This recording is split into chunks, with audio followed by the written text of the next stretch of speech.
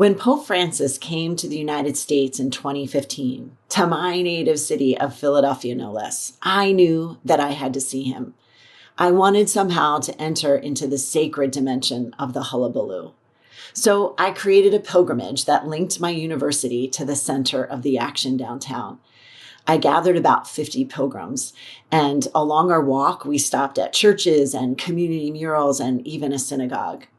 As we got closer to the site for the papal mass, we joined other pilgrims from all over the world who had come to Philadelphia for the World Meeting of Families.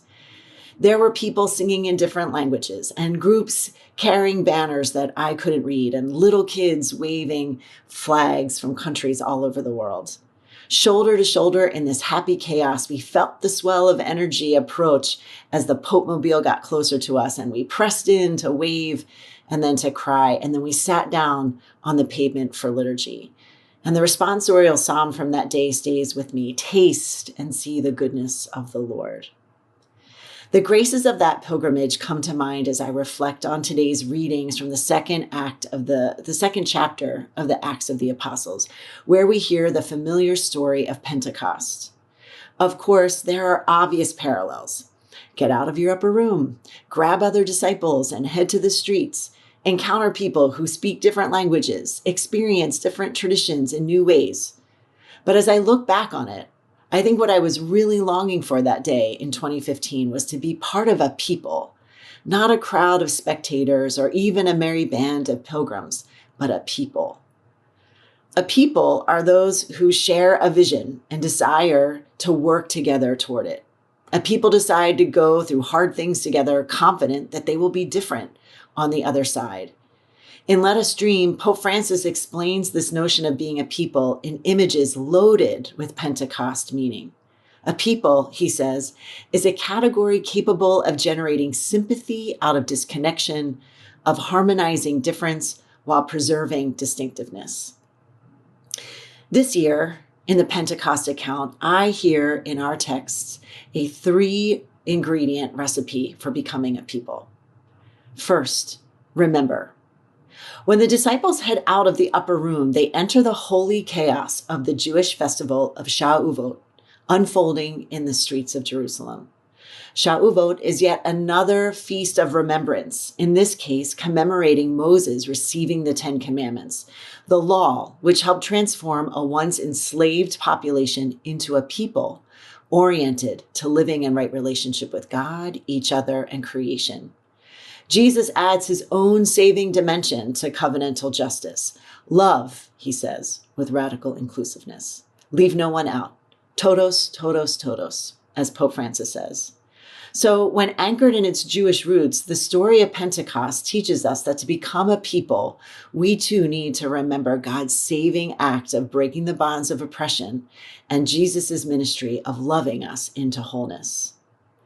Second, the litany of peoples who encountered Jesus' disciples on those streets of Jerusalem, hailing from across the Roman Empire, highlights a second ingredient. And that's not just the diversity of the people who were gathered there, but the internal diversity of the Jewish tradition itself.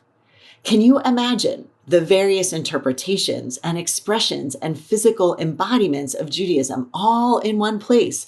All of these people remembering the significance of God's mighty acts for them across the generations who have kept faith with the covenant.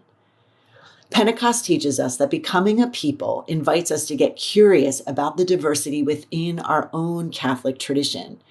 We need to taste and see God's goodness being revealed to us through encounters with actual people who faithfully live our tradition differently than we do. Finally, to become a people, we need to tell our stories about God's mighty acts in our lives. I imagine the details of those personal accounts the disciples shared.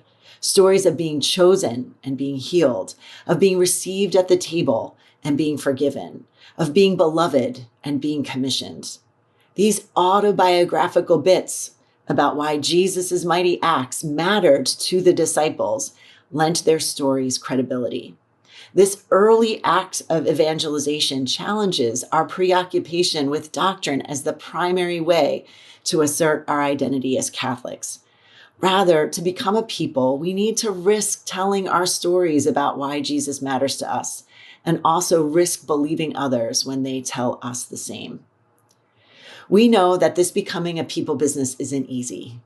Ask anybody who is in any way connected to the global synod process unfolding in our church, which is Pope Francis's gamble that remembering God's saving mission, embracing the internal diversity of our tradition, and encounters with each other through story might actually help us become a people. But it is not easy, which is why Jesus sent us the advocate, who we need now more than ever. I hear the words of the 500-year-old Veni Creator Spiritus with fresh ears this Pentecost. When things get uncomfortable, you of comforters the best. When our work exhausts us, rest most sweet. When friction rises or tempers flare, grateful coolness in the heat. When our skepticism makes us afraid to hope, solace in the midst of woe. When past traumas make the future impossible to imagine, heal our wounds, our strength renew. When past wrongdoing paralyzes us, wash the stains of guilt away. When we head in the wrong direction, guide the steps that go astray. And when we are convinced of our own righteousness, bend the stubborn heart and will. The prayer doesn't pull any punches. It names the contradictions and the tensions and the ambiguities of becoming a people. It also assures us that the Holy Spirit will send what we need to stay in the cacophony long enough to create harmonies. We need the Spirit more than ever.